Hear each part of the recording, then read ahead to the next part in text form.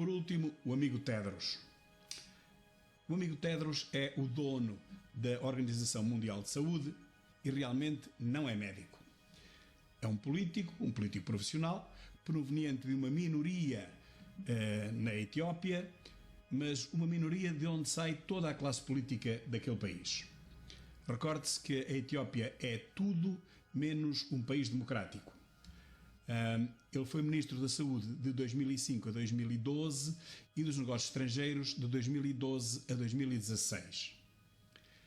É, portanto, um político profissional que tanto está na saúde como está nas relações exteriores.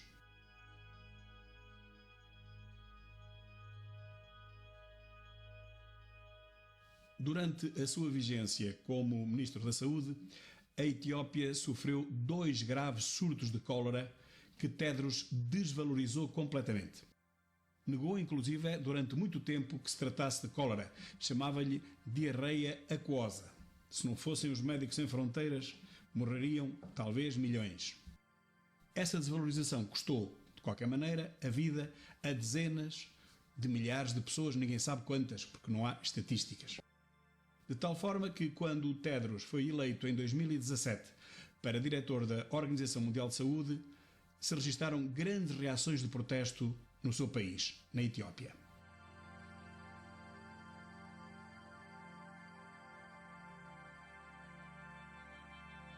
Foram grandes manifestações, ou seja, reações, porque manifestações ali não pode haver, de repúdio e de indignação na Etiópia por parte da maioria da população, que foi a principal vítima do surto de cólera, os Amharas e os Oromos.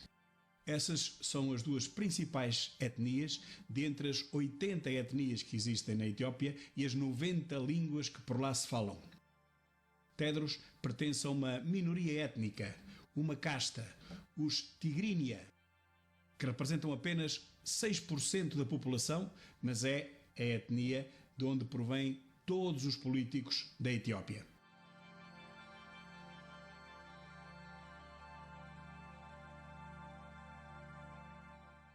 Tedros tem sido acusado de deixar morrer milhares de pessoas na Etiópia, tanto pela população como pelos Médicos Sem Fronteiras, que garantiram encontrar um cenário dantesco quando lá chegaram para ajudar as pessoas que estavam a morrer. Encontraram centenas de pessoas deitadas no chão e sobre plásticos, em post que publiquei ainda ontem.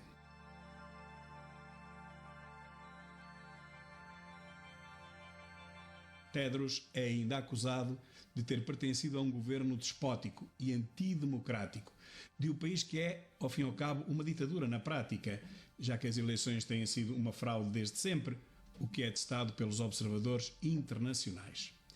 E depois de ter dado guarida, já na OMS, apenas a políticos de esquerda.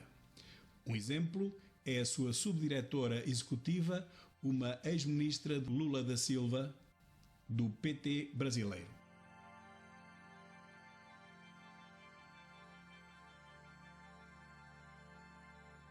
Outra acusação de que é alvo, e deixo aqui os links em baixo, é de gastar quase 200 milhões de dólares por ano em viagens e estadias em hotéis.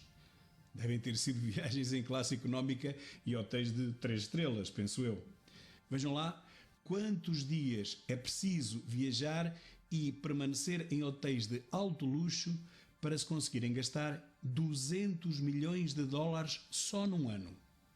Dá mais de $500 mil por dia.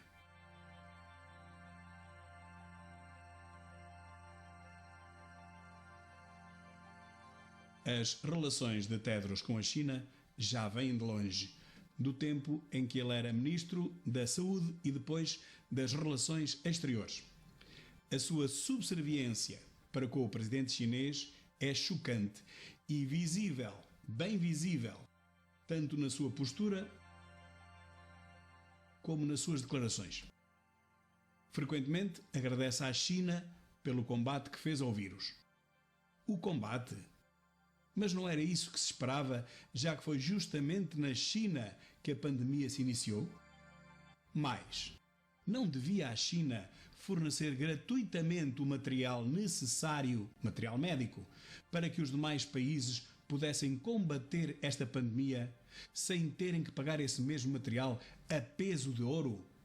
Refiro-me, portanto, a vestuário de proteção, a máscaras, a viseiras, a reagentes, a ventiladores.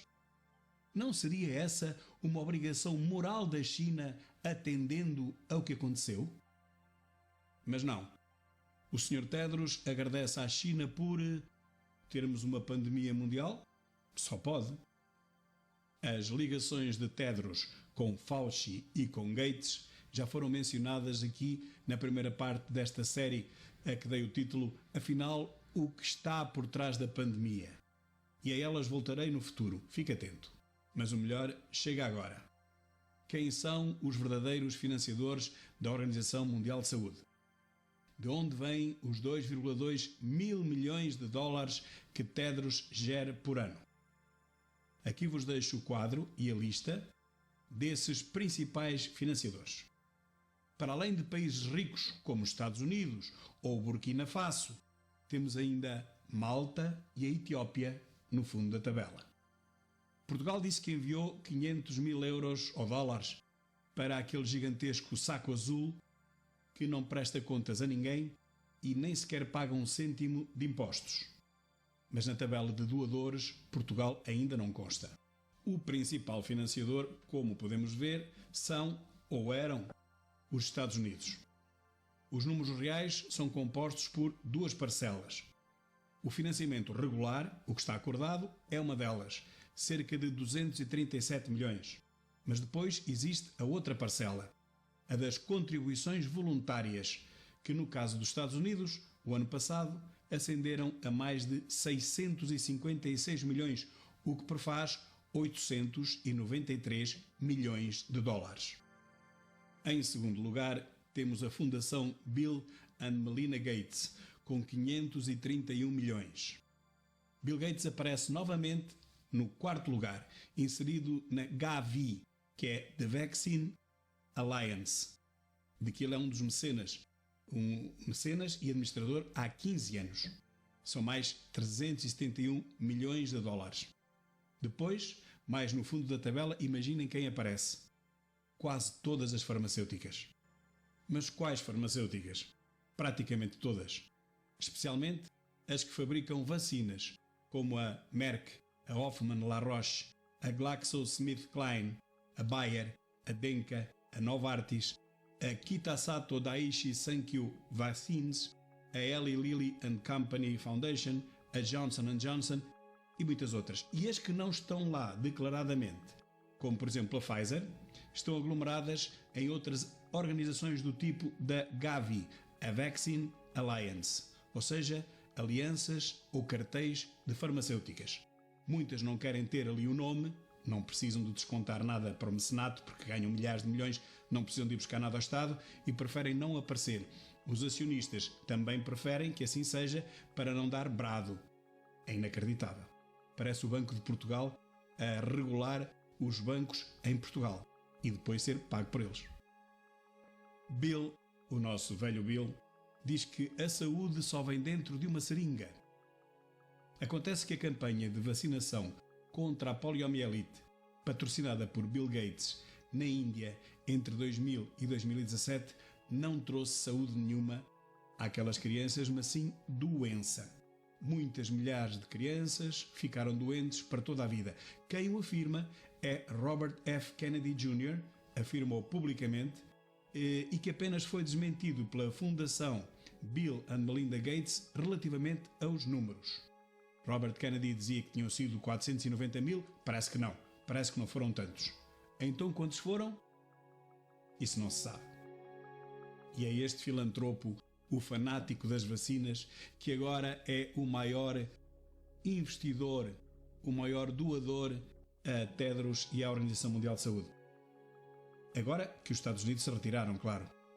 Só por curiosidade, sabem quanto é que a China doa à Organização Mundial de Saúde? Eu recordo que os Estados Unidos doavam, até este ano corrente, 893 milhões por ano.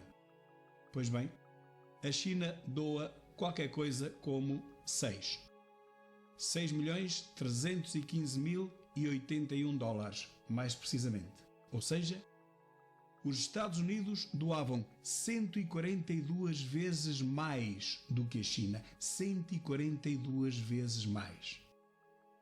E agora pergunto, perante quem é que Tedros se dobra todo? A quem é que ele presta vassalagem? Aos Estados Unidos? Não. À China. Agora, tirem as vossas conclusões.